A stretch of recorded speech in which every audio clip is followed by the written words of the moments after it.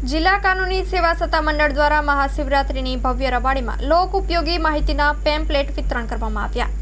જિલ્લા કાનૂની સેવા સત્તામંડળ ભુજ દ્વારા સત્તામંડળના સચિવ અને જજ શ્રી આર.બી. સોલંકી સાહેબના માર્ગદર્શન હેઠળ ભુજના ટાઉન હોલ પાસે એક સ્ટોલ ઊભો કરી તેની મારફતે કાનૂનને લગતી પુસ્તિકાઓ પેમ્પલેટોનું નિઃશુલ્ક વિતરણ કરવામાં આવેલ. કાયદા અંગેની લોક ઉપયોગી માહિતી લોકો સુધી પહોંચાડવામાં આવેલ.